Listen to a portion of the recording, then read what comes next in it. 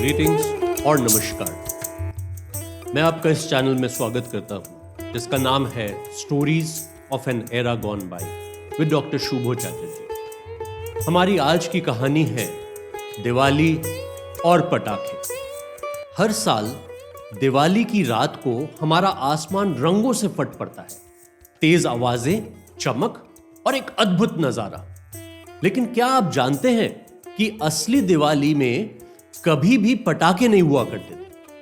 हमारे पूर्वजों की जो दिवाली थी वो थी दियों की दिवाली, भक्ति की दिवाली और उस रोशनी की जो अंधकार पर विजय पाती है, धुएं और शोर की नहीं। तो फिर ये आतिशबाजियां आई कहां से?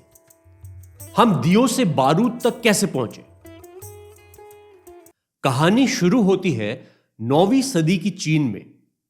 वहां के रसायनविदों ने एक अद्भुत खोज की।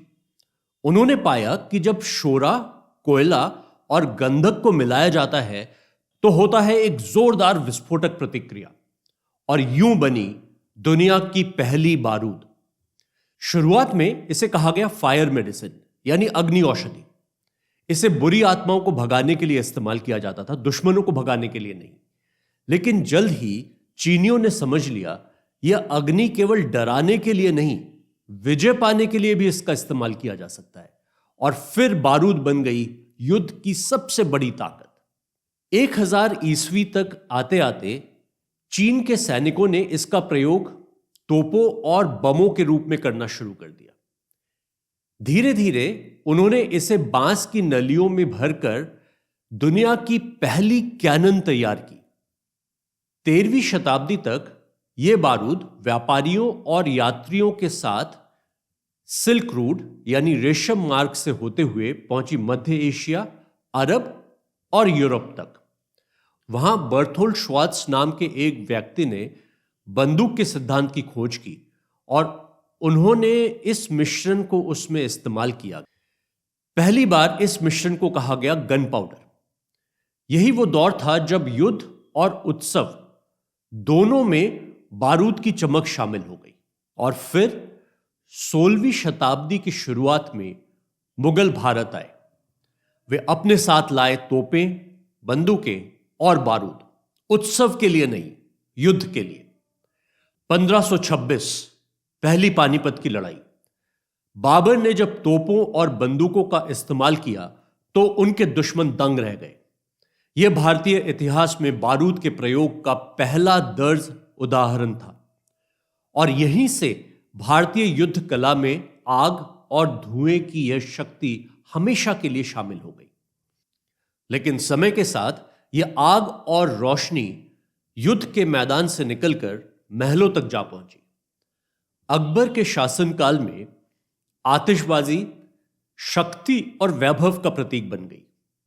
शाही विवाहों और त्योहारों में अनार और आकाश फूल जैसी भव्य आतिशबाजियां की जाने लगीं।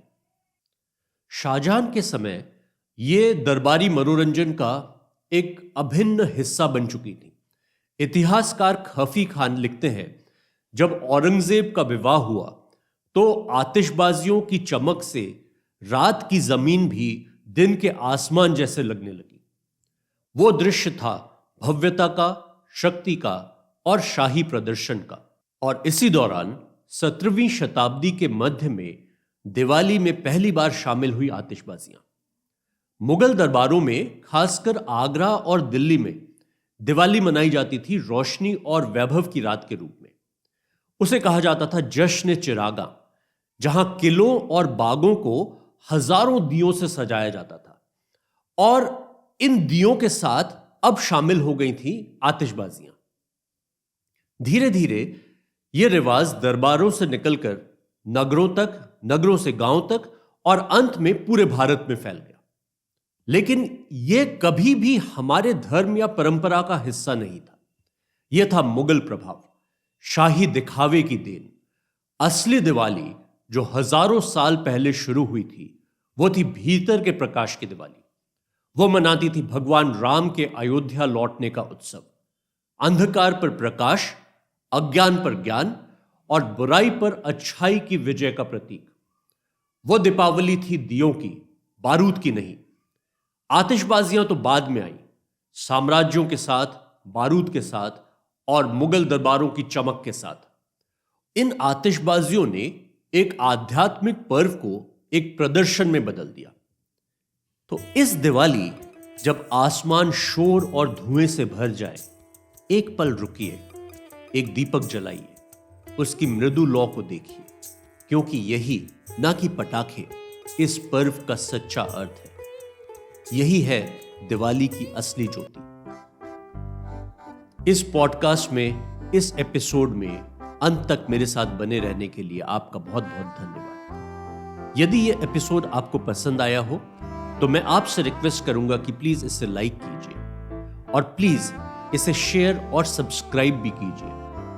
अगले एपिसोड में मैं फिर से लेके आऊंगा हमारे इतिहास से एक बहुत ही रोचक कहानी। तब तक के लिए बहुत बहुत धन्यवाद। Thank you so much.